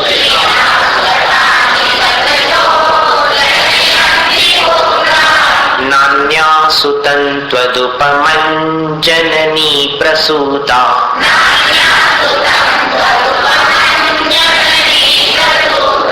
सर्वादिशो दधति भानि सहस्ररश्मिम्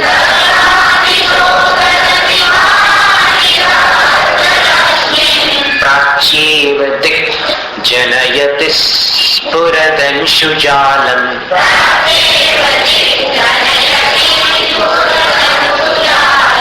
दोनों काव्यों का एक साथ उच्चारण करते थे।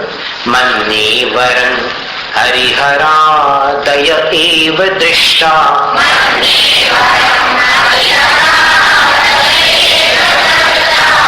दृष्टा नहीं दृष्टा, मन्ये वरं हरिहरादय एव दृष्टा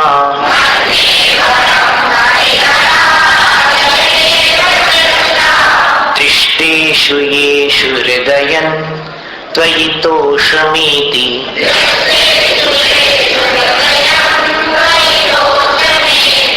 किं वीक्षितेन भवता भुवि येन नान्यः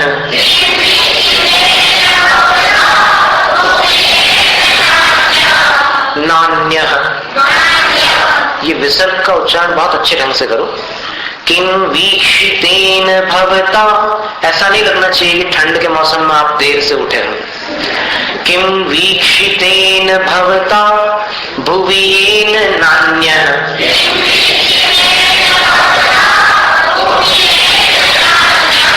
कश्चिन्मनोहरति नाथ भवान्तरेऽपि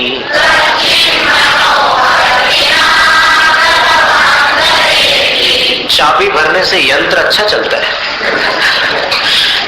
स्त्रीणां शतानि शतशो जनयन्ति पुत्रान्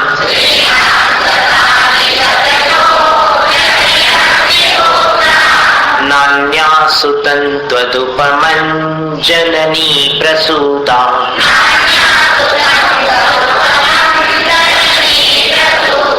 सर्वादिशो दधति भानि सहस्ररश्मिम्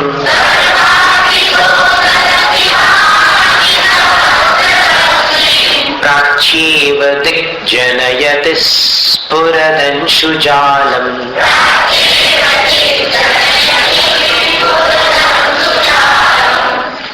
आचार्य मानतुम स्वामी कहते हैं कि दृष्टा हरिहरादय एव वरम मन्ये। मन्ये का अर्थ होता है मैं मानता हूं, मैं समझता हूं कि दृष्टा हरिहरादय एव, जिनके मैंने दर्शन पहले किए थे, यानी जिनको मैंने पहले देख लिया था, ऐसे देखे गए हरि हर आदि ही वरम, वरम यानी अधिक अच्छे हैं। आचार्य मानतुम स्वामी क्या कह रहे हैं? आदिनाथ भगवान से कह रहे हैं कि हे नाथ, मैं ऐसा समझता हूं, मैं ऐसा मानता हूं कि पहले देखे गए जो हरिहर आदि वे ही अधिक अच्छे हैं। क्यों? तो येषु दृष्टेषु, जिनके दर्शन कर लेने पर, जिनको देखने पर, हृदय, मेरा हृदय त्वयि तोषमेति, आपके प्रति संतोष को प्राप्त करता है, उनको मैं अधिक अच्छा समझता हूं कि जिनके देखने के पश्चात यह हृदय आपको देखकर संतुष्ट हो जाता है। और भवता वीक्षितेन किम, वीक्षितेन भवता किम, और देखे गए आपसे क्या लाभ है। यदि हम आपको पहले देख लें तो फिर उसके बाद क्या स्थिति बनती है कि ये जिसके कारण भूमि, इस धरती पर भवांतरेपि, अगले जन्म में भी अन्य कश्चित मनो न हरति, कोई दूसरा मन को आकर्षित नहीं करता। इन पंक्तियों के अर्थ को सुनकर आपका दिमाग थोड़ा घूम रहा होगा और फिर कुछ आपको स्पष्ट समझ में नहीं आ रहा होगा कि ये सब क्या कह रहे हैं आचार्य। क्लियर नहीं हो पा रहा होगा इसका भाव। आचार्य मानतो स्वामी ये कह रहे हैं आदिनाथ भगवान से कि हे भगवान, उनके दर्शन मैंने पहले किए और उसके बाद मैं आपके दर्शन कर रहा हूं तो मेरा हृदय संतुष्ट हो रहा है। इसलिए मैं ऐसा समझता हूं कि जिनके दर्शन मैंने पहले किए वो अधिक अच्छे हैं, और आपके दर्शन अगर कर लें तो फिर आपके दर्शन के बाद कोई अच्छा ही नहीं लगता। अगले जन्म में भी कोई अपने मन को आकर्षित ही नहीं करता। तो तात्पर्य इसका यह निकला कि उनको मैं अधिक अच्छा इसलिए समझता हूं कि उनके दर्शन के बाद मुझे आपके दर्शन का अवसर मिला। अधिक अच्छा इसलिए मानता हूं कि उनके दर्शन के बाद मुझे आपके दर्शन का अवसर मिला, और आपके दर्शन के बाद किसी के दर्शन का अवसर ही नहीं मिलता, इसलिए उनके दर्शन अच्छे, ऐसा मैं मानता हूं। अब इसलिए मैं इसको व्याज स्तुति अलंकार कहते हैं। ये एक अलंकार है साहित्य में। इसमें क्या है कि सुनने में ऐसा लगता है कि किसी और की प्रशंसा हो रही है और होती है किसी और की प्रशंसा। वास्तव में इस काव्य का भावार्थ ये निकलेगा कि उनके दर्शन के बाद ऐसी संतुष्टि नहीं होती कि फिर किसी के दर्शन ही ना करो। उनके दर्शन के बाद कर लगता है कि चलो और कर लो कुछ, और कहीं दर्शन मिलते हो तो वो भी कर लो। लेकिन आपके दर्शन के बाद फिर ऐसा संतुष्ट होता है हृदय कि उसके बाद हृदय तृप्त हो जाता है, मन कहीं किसी की तरफ अगले जन्म में भी आकृष्ट नहीं होता। तो इसका तात्पर्य तो यही निकला कि आपके दर्शन हृदय को संतुष्ट करने वाले हैं। जिन दर्शन हो जाए तो निज दर्शन हो जाए, निज दर्शन हो जाए तो सम्यक दर्शन हो जाए, और सम्यक दर्शन हो जाए तो एक न एक दिन केवल दर्शन भी हो जाए। ये क्रम होता है। तो इसलिए आपके दर्शन अनमोल है। अब इसके पद्यानुवाद को देख लें। हरिहरादि को ही मैं सचमुच उत्तम समझ रहा, जिन राज जिन्हें देख कर हृदय आप में आनंदित होता है आज। नाथ आपके दर्शन से क्या जिसको पा लेने के बाद अगले भव में भी ना कोई मन भाता ना आता। जय जय आदिश्वर स्वामी,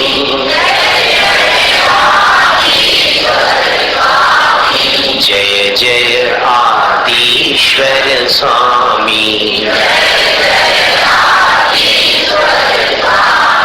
जय जय आदिश्वर स्वामी,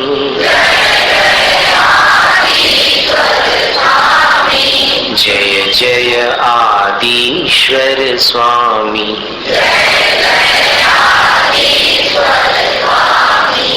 स्त्रीणाम शतानि, नारियों के शतक माने सैकड़ों नारियां, सैकड़ों माताएं। शतशः पुत्रान जनयति, सैकड़ों बार पुत्रों को उत्पन्न करती हैं, जनती हैं, जन्म देती हैं। सैकड़ों नारियां सैकड़ों बार सैकड़ों पुत्रों को जन्म देती हैं। लेकिन त्वदुपमं सुतं प्रसूता जननी अन्या न, लेकिन आप जैसे पुत्र को जन्म देने वाली जननी मां मरु देवी माता के सिवाय और कोई अन्य नहीं हुई। सर्वादिशा, सब दिशाएं, भानि ददति, भानि का अर्थ होता है ज्योतिर्गण, तारा, नक्षत्र, ग्रह। ग्रह, तारा और नक्षत्रों को सभी दिशाएं ददति, धारण करती हैं। लेकिन स्फुरद अंशुजालम, प्रस्फुटित है अंशु। अंशु का अर्थ आपकी स्मृति में है। अंशु शब्द कौन से काव्य में आया था? 7वें काव्य में। सूर्यांशु भिन्न में शार्वर मंदकारम। अंशु का अर्थ क्या होता है? अंशु यानी किरण। तो स्फुरद अंशु जालम, प्रस्फुटित है किरणों का जाल। जाल यानी समूह, जिससे ऐसे सहस्र रश्मि, रश्मि का अर्थ भी किरण होता है, अंशु का अर्थ भी किरण होता है, प्रभा का अर्थ भी किरण होता है। तो सहस्र रश्मि, ऐसे सहस्र रश्मि अर्थात सूर्य को, देखो सभी दिशाएं ताराओं को, ग्रहों को, नक्षत्रों को धारण करती है, लेकिन सूर्य को, जिसमें से किरणों का समूह प्रस्फुटित है, बाकी किसी भी ज्योतिर्बिंब को आप देखेंगे तो ऐसे किरणें निकलती हुई आप नहीं देख सकते। किरणें किसमें से निकलती हुई दिखती है? सूरज से। तो सूरज को प्राची दिक एव जनयति, प्राची दिशा ही जन्म देती है। प्राची दिशा यानी पूर्व दिशा, क्योंकि आप अनुमान से भी समझ सकते हैं कि जन्म देती है इसका मतलब क्या है, सूर्य कहां से उगता है, अंदाज लगा सकते हैं। तो प्राची का अर्थ होता है पूर्व दिशा। तो प्राची दिक एव सहस्त्र रश्मिं जनयति, पूर्व दिशा ही सूर्य को उत्पन्न करती है। कहने का मतलब यह हुआ कि ग्रह, तारा और नक्षत्रों के समान धुरंधर पुत्रों को बहुत सी माताओं ने जन्म दिया है, लेकिन सूर्य जैसे तेजस्वी आदिनाथ भगवान को जन्म देने वाली केवल एक माता, माता मरुदेवी हुई है। तो इस तरह भगवान की माता का भी आचार्य मानतुंग स्वामी ने यहाँ पर भक्तामृत स्तोत्र में स्मरण किया है, क्योंकि जगत गुरु पुत्र को जन्म देने वाली माँ कैसे भुलाई जा सकती है। मरुदेवी माता को भी यहाँ पर आचार्य मानतुंग स्वामी ने उल्लिखित किया है। और तीर्थंकर की माताओं में कुछ विशेषताएं होती है। तीर्थंकर की माताओं के शरीर में मलमूत्र की उत्पत्ति नहीं होगी। उनके शरीर में नारी के शरीर जनित जो कुछ पर्याय संबंधी दोष होते हैं वो भी नहीं पाए जाते। और जब तीर्थंकर की मां गर्भवती होती है तो गर्भ धारण करने का कष्ट भी उनको नहीं होता। प्रत्येक माता को गर्भ धारण करने का कष्ट होता है, लेकिन तीर्थंकर की माता को नहीं होता। और तीर्थंकर की माता गूढ़ गर्भा होती है। गूढ़ गर्भा का अर्थ होता है कि नाभि स्थान से नीचे जो 3 रेखाएं होती है माताओं के, वो तीर्थंकर की माता जब गर्भ धारण करती है तब भी वो रेखाएं बनी रहती है। उन रेखाओं को क्षति नहीं पहुंचती, अर्थात बाहर से देखने वालों को ये पता नहीं चलता कि ये गर्भवती मां है। तीर्थंकर की माता की विशेषता है। और तीर्थंकर की माता की सबसे बड़ी विशेषता तो यह है कि वो जगत जननी है, तीर्थंकर को जन्म दे रही है। इससे बड़ी बात तो और क्या हो सकती है। तो इस तरह तीर्थंकर की माता का भी आचार्य मानतुंग स्वामी ने यहाँ पर स्मरण किया है।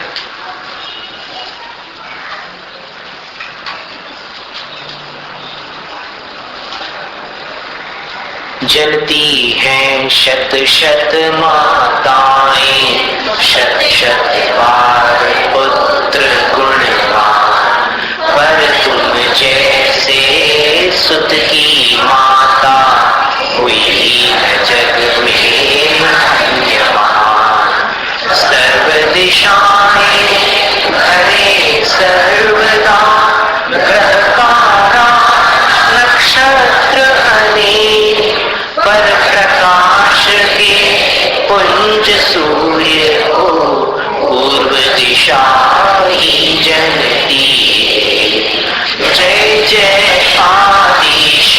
स्वामी, जय जय आदिश्वर स्वामी, जय जय आदिश्वर स्वामी, जय जय आदिश्वर स्वामी।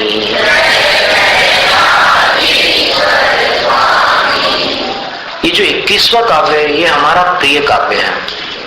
बाय द वे हम बता रहे हैं आपको एक जानकारी की बात, ये काव्य हमें प्रिय है क्योंकि हमारे जीवन से संबंधित एक घटना इस काव्य में मिलती जुलती है। आचार्य मानतुंग स्वामी के अंदर जो भावना जागृत हो रही है वैसा ही हमारे अंदर भी भाव आता है, और उसका कारण कुछ बड़ा विचित्र है, हमारे जीवन से संबंधित घटना है। सन 1979 की बात है, 1979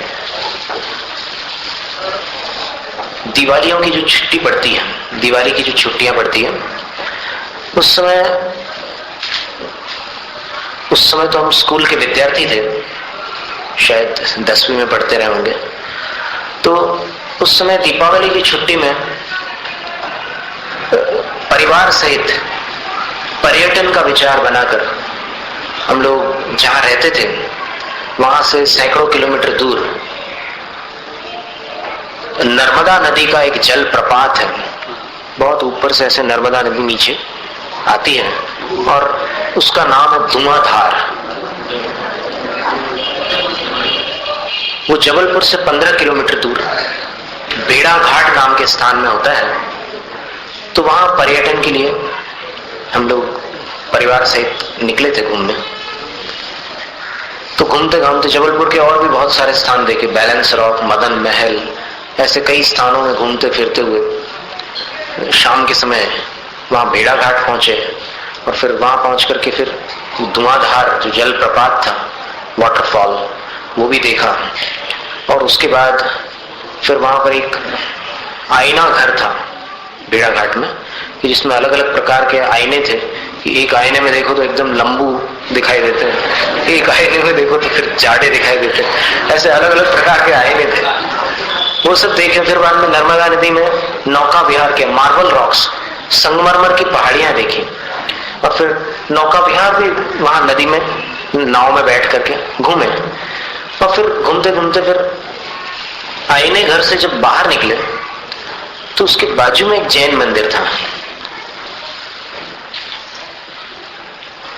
और जिनको जानकारी ना हो उनकी जानकारी के लिए हम बतला दें कि हम जन्म से जैन नहीं थे। तो जब से होश संभाला, होश संभालने के बाद पहली बार हमारे ख्याल से उस जैन मंदिर के अंदर हमने ऐसे दृष्टि डाली, तो पहली बार इस जीवन में तीर्थंकर भगवान की आकृति को हमने अपनी इन आंखों से देखा। उस आकृति को हम जब देख रहे थे तो फिर ऐसा लगा कि एकदम चुंबक के समान कोई हमें अंदर की तरफ खींच रहा है। तो हमने परिवार के बड़े लोगों से पूछा कि हम अंदर हो आए, दर्शन कर लें। बोले कि वो अपना मंदिर नहीं है, जैनियों का मंदिर है।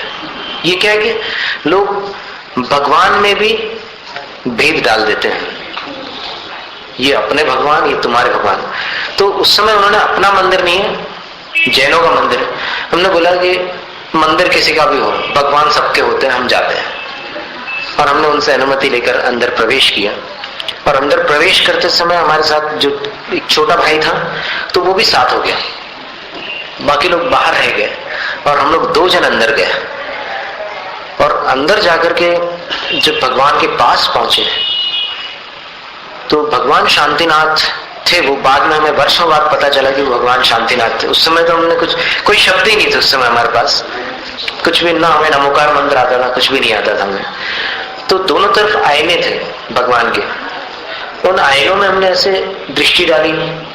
तो हमें ये याद नहीं है कि भगवान को हम कितनी देर देखते रहे, लेकिन इतना याद है कि उस समय देखते समय एक प्रकार से हम मंत्र मुग्ध हो गए थे हम ये भी भूल गए थे कि हम खड़े हैं या बैठे हैं, शाम का समय है या सुबह का समय है, ये भेड़ा घाट है या फिर छत्तीसगढ़ है, कहाँ जहां से हम निकले थे वो स्थान है या फिर कौन सा, कुछ भी याद नहीं था, सिर्फ भगवान में ही तल्लीन थे उस समय। तो आईने में जब उस प्रतिबिंब को देखा तो प्रतिबिंब भगवान का ऐसे जब दो पैरेलल ऐसे मिरर्स पैरेलल में रख दिए जाए, प्लेन मिरर्स, तो फिर वो इन्फिनिटी हो जाती है। जैसे उस्मानपुरा में भगवान के दोनों तरफ जो मिरर है तो वो छवियां दिखती रहती थी, कोई अंत ही नहीं आता उसमें। तो उसको देख करके हमें पता नहीं कुछ अजीब सा लगा, ऐसा लगा कि कोई परिचय तो है लेकिन फिर भी समझ में नहीं आता क्या परिचय है। पर बहुत अद्भुत अनुभव था उस दिन का। उस समय उसका कोई वर्णन नहीं है, शब्दों में हम बतला नहीं सकते कि वो कैसा अनुभव हुआ था, लेकिन ऐसा आनंद आया था भगवान के दर्शन से कि बिल्कुल ये जो बात यहां पर आचार्य मानतुंग स्वामी कह रहे हैं कि अच्छा हुआ मैंने बाकी सबके दर्शन पहले कर लिए, क्योंकि यदि आपके दर्शन पहले करता तो फिर और किसी के दर्शन नहीं करता बाद में। वो स्थिति हमारी हो गई।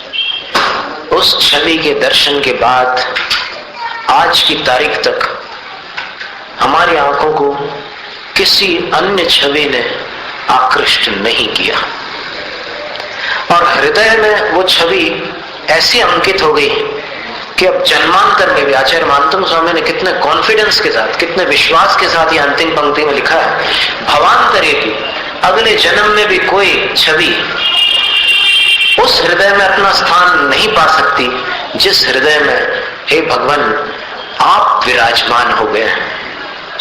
तो ऐसी अद्भुत घटना वो घटी थी हमारे जीवन में, और शायद उस घटना के बाद हम जैन नहीं बने, न हमें वैराग्य हुआ, न हमारे अंदर कोई विचारों में परिवर्तन आया, लेकिन उस दर्शन का पुण्य हमारे जीवन में जब उदय में आया, तब उसके कुछ वर्षों के बाद हमें पता नहीं कहां से एक जैन पुस्तक पढ़ने मिल गई, शांतिपथ दर्शन, जिसमें जैन धर्म का सांगोपांग वर्णन था। और उसको पढ़ने के बाद हम जैन तो बन ही गए हृदय से, लेकिन हमारा जीवन बिल्कुल मुड़ गया और दीक्षा के मार्ग पर हम आगे चले आए। तो हम ये मानते हैं कि वो जो प्रथम दर्शन थे उस समय हमें कुछ भी नहीं आता था, बिल्कुल अंगूठा छाप, हमें नमोकार मंत्र भी नहीं आता था। वो जो हिरण बना हुआ था वो भी हमें बाद में याद नहीं रहा कि उसके नीचे हिरण बना हुआ। फिर बाद में हम जब गए दर्शन करने दीक्षा के बाद, तब हमें ख्याल में आया कि ये हिरण बना हुआ है, ये तो शांतिनाथ भगवान है, शांतिनाथ भगवान हिरण का चिन्ह है। वो सब बाद में सीखा, लेकिन हमें ये ऐसा अनुमान है हमारा कि उस समय जो हमने पुण्य कमाया होगा दर्शन करते समय, अपनी सरल भावना से बालक के समान हम चले गए, हम ये भी भूल गए कि हम कुछ है या नहीं है। वहां हम जहां चप्पल उतारे थे वहां मैं को भी हम उतार करके अंदर आ गए भगवान के पास, और हमें भगवान मिल गए। नर्मदा के किनारे किसी पूर्व जन्म के पुण्य से हमें शांतिनाथ भगवान मिले, और शांतिनाथ भगवान जब मिले तो उनके मिलने पर जो पुण्य हमें प्राप्त हुआ, उसके उदय से हमें जैन धर्म मिल गया।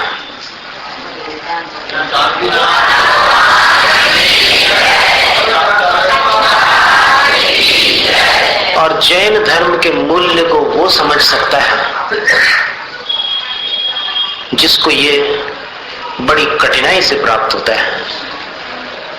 बाकी आपको तो जन्म से नमोकार मंत्र सिखाया गया है, आपको क्या पता कि नमोकार मंत्र की क्या महिमा है, लेकिन जिसको बड़ी कठिनाई से कितने जन्मों के पुण्य खपा कर, कितने भवों के पुण्य के उदय से ये चीज मिलती है, वो जानता है कि इसका क्या महत्व है। एकदम इसके आगे बोलने में हमारा मतलब हृदय भर आता है। ऐसी अद्भुत घटना हमारे जीवन में घटी हुई थी। तो उसके बाद फिर हमें गुरु विद्यासागर महाराज जी भी मिल गए, फिर उस पुण्य ने हमें सब कुछ दे दिया। अब जो बाकी रह गया है वो हमारी तपस्या आगे चल करके देने वाली है, लेकिन ये श्रद्धा और फिर ये चारित्र जो हमने अंगीकार किया है, ये हमारा एकमात्र सहारा है। बाकी हमारा कोई नहीं है, हमने सब कुछ छोड़ दिया।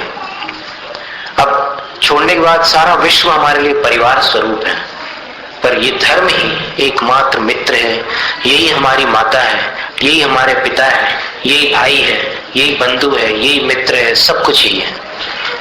तो ऐसे अनमोल जैन धर्म की उपलब्धि के बाद ये काव्य हमें लगता है कि आचार्य मानतुंग स्वामी ने कैसे लिखा होगा ये काव्य।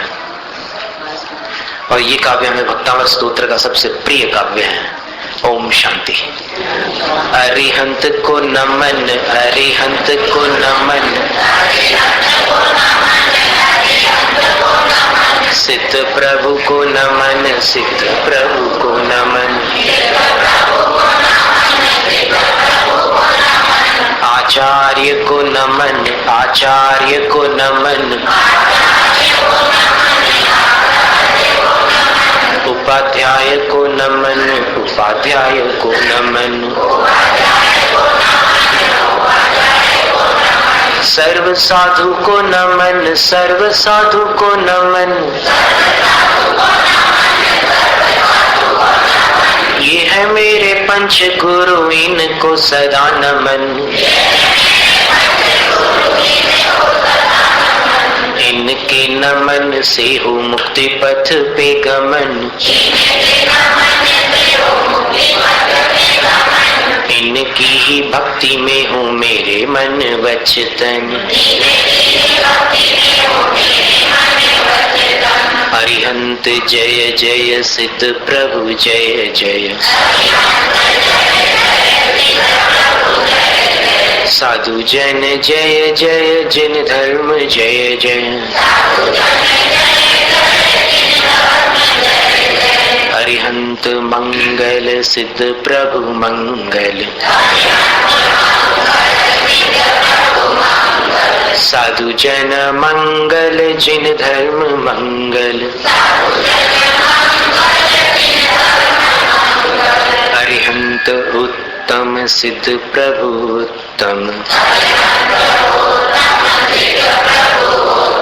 साधु जन उत्तम, जिन धर्म उत्तम, अरिहंत शरणा, सिद्ध प्रभु शरणा, साधु जन शरणा, जिन धर्म शरणा,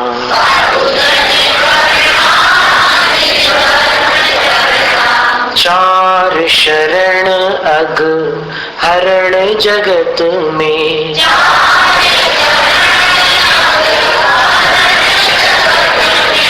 और न शरणा हितकारी, जो जन ग्रहण करें वे होते,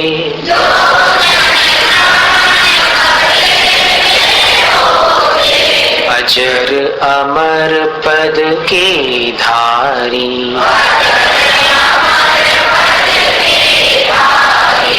नमस्कार श्री अरिहंतों को,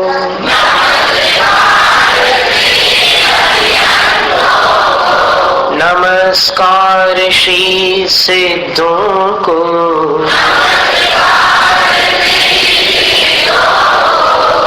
आचार्यों को, उपाध्यायों को,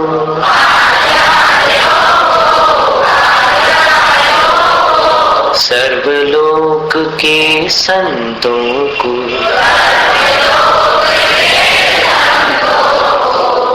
बोलिए आचार्य मानतुंग स्वामी की।